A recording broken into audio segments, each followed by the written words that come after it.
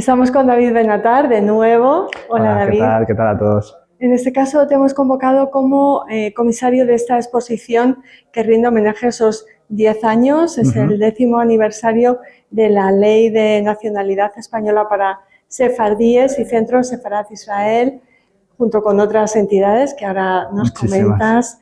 Ha preparado esta exposición que explica, bueno, cómo se gestó y cómo se realizó esta ley. Pues efectivamente, Raquel, una exposición aquí en Centro Sefarad Israel. Es importante explicar el contexto porque también define un poco el contenido de la misma exposición. Al final estamos en una institución pública, una institución que depende del Ministerio de Asuntos Exteriores, del Ayuntamiento y de la Comunidad de Madrid, y es de acceso público, es decir, que tenemos un contenido que tiene que ser bastante divulgativo, ya que cualquier persona puede entrar aquí, acercarse. Así que más bien lo que hacemos en esta exposición es ofrecer un contexto general de la diáspora sefardí, en un primer lugar, como ahora veremos en los primeros paneles, y posteriormente entender el proceso legal, los acercamientos legales que ayudaron a gestar finalmente la que conocemos como la Ley de Retorno Sefardí, la Ley de Nacionalidad 12/2015. Pero bueno, como digo, no es una exposición que se centre demasiado en temas burocráticos, sino que ofrece un contexto más bien general, una aproximación hacia un público, bueno, que no tiene por qué saber mucho sobre el tema sefardí y por supuesto, la ley, ¿no? Entonces, el primer panel, precisamente, los primeros paneles hablan precisamente de la diáspora, de los motivos de la expulsión de los judíos en el 92, por qué se les expulsa, que no es un fenómeno aislado de España, es un fenómeno que, a los judíos de diferentes países en este contexto medieval ya se les venía expulsando, y España quizá uno de los más tardíos en hacer lo mismo, los motivos, los chivos expiatorios, pero también en concreto en España vemos un motivo de unificación religiosa, una unidad religiosa bajo el cristianismo que pretendía eliminar cualquier influencia que pudiera considerarse contraria a la fe oficial, ¿no? Y las cifras de cuántos fueron expulsados son un poco discutidas, ¿no? Hay fuentes minimalistas que aproximan en torno a los 50.000, otros a los 300.000, dependiendo de las fuentes, pero bueno, la mayoría de los judíos se desplazarían al norte de Marruecos, pero otros volverían a España convirtiéndose, otros irían a Portugal, donde también serían expulsados, que también hablaremos de la ley portuguesa un poquito. También serían expulsados en el 97, incluso también al Reino de Navarra, donde también serían expulsados unos años más tarde, ¿no?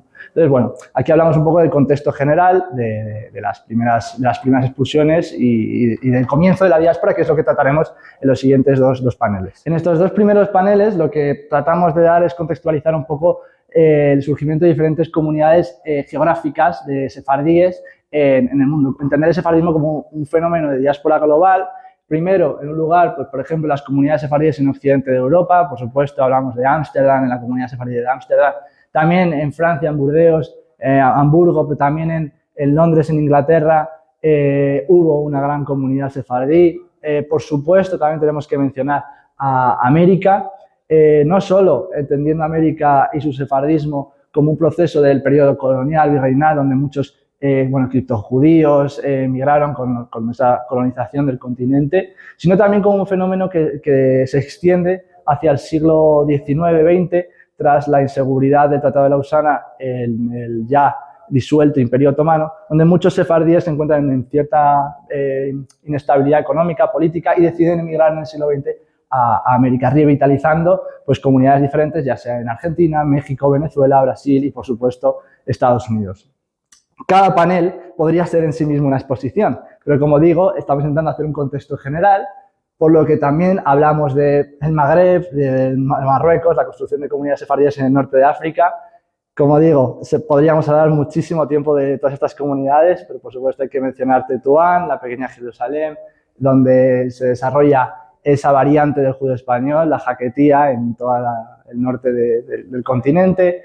Y, por supuesto, en el Imperio Otomano, donde en ciertas épocas de la Edad Moderna los judíos serían la mitad de la población total, ciudades otomanas con muchísima presencia y relevancia sefardí, Salónica, Estambul, Esmirna, y con muchas redes y muchas conexiones, por ejemplo, comerciales de sefardismos entre diferentes zonas geográficas del Mediterráneo, ¿no? Hay que entender este fenómeno como un fenómeno global, como decía al principio, geográficamente hablando, en el que después explicaremos también y veremos también esa representación de solicitudes que se refleja pues, también en estas comunidades donde fueron geográficamente. En estos dos paneles lo que hablamos es ese redescubrimiento de las comunidades sefardíes por parte de España, que se empiezan a dar a finales, mediados del siglo XIX a través de diferentes cronistas de guerra, sobre todo pienso en la guerra de África en el 60, en 1860, pero sobre todo los acercamientos políticos a estas comunidades vienen representados a través de la famosa figura del senador Pulido. Ángel Pulido, a través de ciertos viajes, descubre que hay comunidades que mantienen el castellano como lengua, bueno, un castellano, un judío español, un castellano que os lo llamarán el castellano de los Reyes Católicos, con un sentido de añoranza, ¿no? Y de una reconstrucción de un discurso supranacional, ¿no? Que recordaba tiempos pasados. Recordemos que aquí estamos en el contexto de una crisis del 98, donde hay cierto pesimismo en España y la imagen de lo hispano, el orgullo nacional está muy tocado. La construcción de un discurso supranacional a través de comunidades que de alguna forma abrazaban lo español, como son los sefardí, venía muy bien en este contexto para revitalizar y, sobre todo, iluminar con un poco más de optimismo el futuro de España. Ángel Pulido ve esta oportunidad y empieza a hacer diferentes aproximaciones a estas comunidades. Se acerca a ellos, crea diferentes instituciones en España, como puede ser la fundación de la Alianza Hispano-Hebrea, también la Casa Universal de los Sefardíes desde los primeros años de 1900, cosa que le ganaría una reputación o que encontraría cierta reticencia, ¿no? De ciertos sectores de antisemitismo en España, antisemitas, que le acusarían de pretender judaizar en España, de alguna forma, ¿no? Estos acercamientos políticos romantizados, si se quiere, también se traducirían en acercamientos legales. Mucha gente seguro que conocerá el decreto de 1924 de Miguel Primo de Rivera, que ganará popularidad por su uso durante el Holocausto para salvar judíos de la persecución, pero también serviría, incluso 40 años después, a través de la figura de no tan conocido Ángel Sagaz, para la repatriación de judíos perseguidos en Egipto. Y este decreto, aparte de su validez legal, que tampoco tendría muchísima en los 6 años que duraría, del 24 a 1930, tendría más bien una carga simbólica por lo que significó durante el Holocausto, como decía, pero también por ser la primera vez que de alguna forma, legalmente, se reconocía el derecho de los sefardíes a volver a España y se les concedía la nacionalidad. Como digo, no tuvo mucha relevancia, ya que las comunidades locales, por ejemplo, de Turquía no se enteraron de este decreto. Tenemos que entender que al Imperio Otomano, bueno, o ya a Turquía, no le interesaba promocionar una ley que proporciona precisamente la obtención de la nacionalidad de sus ciudadanos a otra nación. Entonces no se dio mucha difusión, pero bueno, tiene mucha relevancia, como veremos, porque presentará un precedente legal. Bueno, por supuesto, si hablamos de los sefardí, del sefardismo, tenemos que mencionar una lengua común, el judío español, aunque algunos académicos difieren, ¿no?, de cómo se llama la variante del Imperio Otomano, que se suele asociar con el ladino, y la parte del norte de África, Marruecos, también Túnez, Argelia, bueno, la jaquetía, de una lengua que une, ¿no? Al final es un sedimento que ha quedado en muchos solicitantes de la nacionalidad, que les vinculaba directamente con esa identidad sefardí, ¿no?, de alguna forma. Por supuesto, mencionar El Amanecer, uno de los 2 periódicos o revistas que se siguen publicando en judeo español, junto al Aquí Estamos, que también es muy, muy interesante, ¿no? El periódico se publica mensualmente. Por supuesto, si hablamos de los requisitos, quizás el tema más controvertido, que más críticas ha levantado, pero los requisitos son 2 los principales, aunque bueno, luego podríamos seguir hablando de todo lo que producían los requisitos. En primer lugar, acreditar la condición de sefardí originario de España, algo que es evidente, ¿no?, y que podría parecer en primer lugar como única condición. Pero es que además, ¿cómo se acreditaría? ¿No? Pues a través de diferentes documentos expedidos por comunidades judías reconocidas y bueno, un largo y a veces subjetivo, etcétera. Pero sobre todo se pedía también acreditar una especial vinculación con España. Y aquí puede venir la pregunta de ¿por qué? ¿Por qué se pedía a los sefardíes acreditar una especial vinculación con España?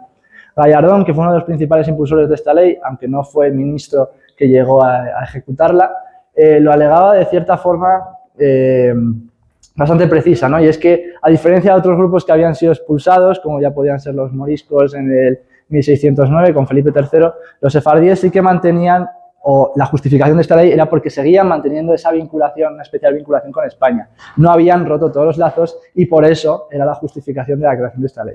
¿Cómo se acreditaba esa especial vinculación? Bueno, a través de diferentes colaboraciones e instituciones españolas, diferentes donaciones o pertenencia a entidades reconocidas españolas, por supuesto actividades culturales, benéficas, etcétera, etcétera. Dos importantes requisitos para terminar con estos dos paneles, además, eran, por supuesto, las pruebas organizadas por el Instituto Cervantes del idioma español, que ahora hablaremos un poco de lo que supone también en términos de números, y también sobre conocimientos constitucionales y socioculturales de España.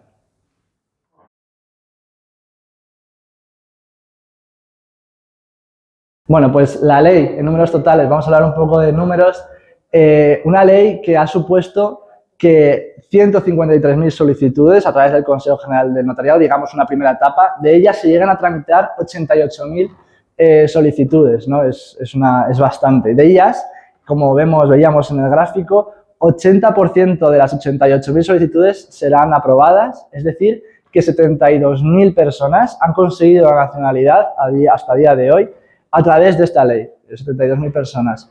De estas 88.000 solicitudes, unas 9.000 siguen pendientes de resolución, lo cual va a suponer que se siga estirando el trámite y la lucha administrativa de muchos solicitantes, y el 8% de estas 72.000 han sido denegadas. Si nos fijamos en el mapa, que quizás es lo más visual de la exposición, podemos ver un claro dominio de los países de habla hispana, ¿no? En el mapa de la derecha también vemos un mapa de dispersión de nube con palabras más grandes de aquellos países que tienen más solicitudes, pues vemos, por supuesto, en primer lugar estaría México, en segundo Colombia, luego Venezuela y luego ya Argentina, Israel, Estados Unidos, Turquía, etc. Pero como vemos, los primeros países, los países que más solicitudes presentan, se concentran en la zona de Latinoamérica, y eso tiene bastantes explicaciones, bueno, tiene algunas explicaciones sociológicas.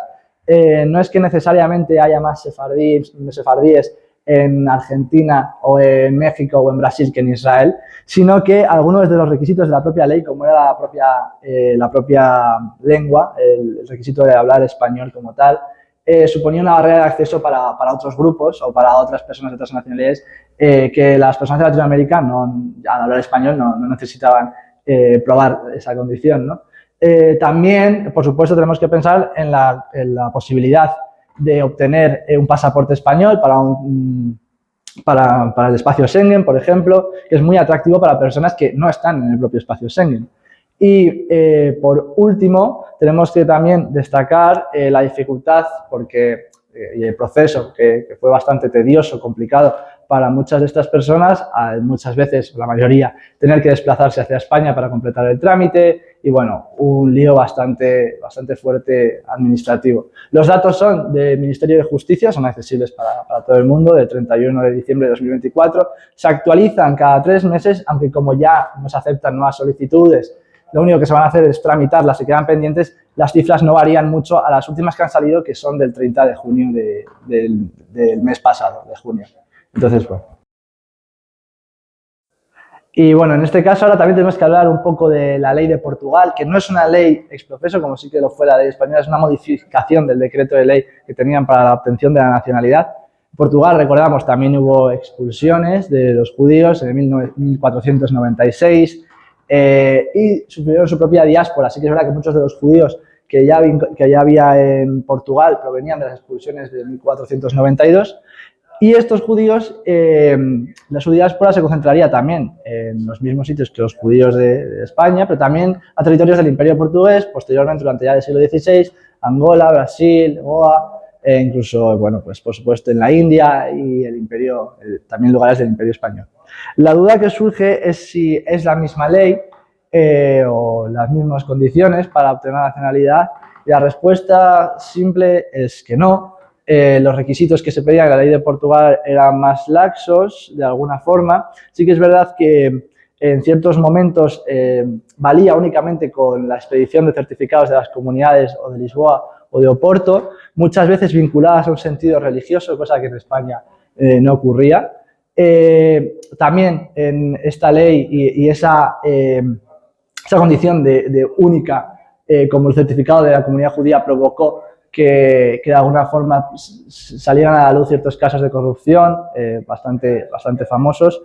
Y en otro lado también encontramos que en esta ley no se pedían ciertos requisitos otros requisitos como el de hablar la lengua de origen. Bueno, hablarla no, ni siquiera no era hablarla, era aprobar un examen. El impacto de esto es inmediato. Los datos no son igual, no están igual de publicitados que en el caso español, son más difícilmente accesibles, pero sí que podemos encontrar que, por ejemplo, hasta mayo del 22, el 67% de las nacionalidades procedían de ciudadanos de Israel. En segundo lugar, Turquía, y ya en tercero, un país de habla portuguesa como, de idioma portugués, Brasil. Los números de esta ley son bastante mayores por esa... al ser una ley más laxa, tuvieron el doble de solicitudes, o ha tenido el doble de solicitudes, 300.000 personas han solicitado entre 2015 y 2023 a través de la ley de Portugal, es decir, el doble que España. Y como digo, hasta 2023, 200.000 de ellos, es decir, el 66%, seguían pendientes de resolución, lo que ha provocado de forma evidente un gran colapso administrativo ante esta avalancha de solicitudes. En respuesta de esta facilidad, de esta ley tan permisiva, en los últimos años se fueron endureciendo los requisitos. Bueno, una vez explicado también el contexto, cómo se gestan los requisitos, también me parecía oportuno traer esa identidad, ¿no? ¿Qué es ser sefardí hoy en día? Preguntarse qué significa ser sefardí. Lo que he pretendido hacer es entender la identidad más que como un aspecto legal, como un aspecto histórico, como un aspecto religioso, ¿no? Es entender el sefardismo como una identidad cultural, una memoria colectiva que es transmitida de generación en generación a través de lenguas, de costumbres, de la lengua, de la costumbre, de la gastronomía, de los refranes, de canciones de cuna, más allá o trascendiendo de una definición religiosa. Es decir, que a lo mejor el sefardismo empieza a ser un término que empieza a ser desjudaizado en su sentido religioso, ¿no? Para ello traigo un testimonio de Maya Goldin, ¿no? Que precisamente habla de ello, ¿no? La historia de mi abuela es mi historia. Yo no creo en Dios, no practico la religión, pero las cenas de Pesaj y Rosh Hashanah son sagradas y en Yom Kippur se ayuna. Es decir, ella no es creyente, no asocia su condición o su sentimiento de sefardí a un sentido religioso, sino que la asocia a unas tradiciones heredadas, en este caso, de su abuela. Es igual de legítimo que aquella persona que haya adquirido ese sentir del sefardismo a través de una sinagoga, pero también esa identidad sefardí puede venir dada a través de tradiciones más culturales, como digo, rituales, comidas, refranes, etcétera, etcétera. También hablamos del sefardismo hoy en día, de las instituciones, un plano más institucional. Tenemos diferentes organizaciones que tratan de recuperar o de intentar seguir construyendo la memoria sefardí para preservar el patrimonio. La Federación Mundial Sefardí, la FESELA, por supuesto, la Federación Sefardí Latinoamericana, con todas sus organizaciones locales, y, por supuesto, la que organizamos desde aquí, desde el Centro Sefardí de Israel, Herencia, ¿no? Herencia es una cumbre que se celebra cada 2 años, que viene organizada también con diferentes organizaciones locales e internacionales, para coordinar, compartir experiencias, combinar proyectos entre diferentes comunidades y también, sobre todo, para promover, por supuesto, el legado sefardí. Desde 2011 se viene celebrando Herencia en Bulgaria, pero también en Turquía, España, México, Marruecos, en 2023, y en 2025, hace 2 meses, a principios de junio de este año, de 2025, se celebró en Madrid y Toledo, donde 55 participantes, más de 20 nacionalidades diferentes, se reunieron precisamente para compartir proyectos, promover el judío español, la jaquetía, todo ello gracias a diferentes apoyos, entre ellos el de la Comunidad de Madrid y otras instituciones diferentes que hacen posible que la Cumbre de Herencia se pueda seguir celebrando, y más en nuestro territorio, en Sefarad, que fue algo bastante emotivo para todos los asistentes. Por último, para finalizar la exposición, se hace una reflexión final, ¿no? La fuerza del sefardismo hoy se expresa en la comida servida en una boda judía en Caracas, una melodía entonada en una sinagoga de París, o los refranes heredados, una abuela de Estambul lega a sus nietos en Nueva York. Como vemos, geográficamente diverso, pero identitariamente también diverso, ¿no? Como digo, sigue latiendo con fuerza en cada celebración, en cada sinagoga, y al final la ley lo que hace no era crear ese vínculo emocional, por supuesto, sino darle un sentido legal, en términos legales, y darle una forma jurídica a un sentimiento que venía perdurando durante años. Para concluir, como digo, 70.000 personas españolas mediante la ley española han recuperado ese vínculo formalmente, más otras 75.000 de la ley portuguesa que se aproxima, y habrá que ver a lo largo de los años esa tramitación, lenta tramitación, las que quedan. Y por último, la última reflexión que arrojo de alguna forma es el reencuentro que adoptan muchas formas legítimas. Como decía antes, tan válida es la conexión de quienes han crecido inmersos en una cultura viva, en una cultura sefardí, como de aquellos que han redescubierto hace poco que sus antepasados también fueron expulsados y han sentido el deseo por muchos motivos, por historia, por memoria, por identidad o incluso por oportunidad de reconectar con esta herencia. Muchas gracias.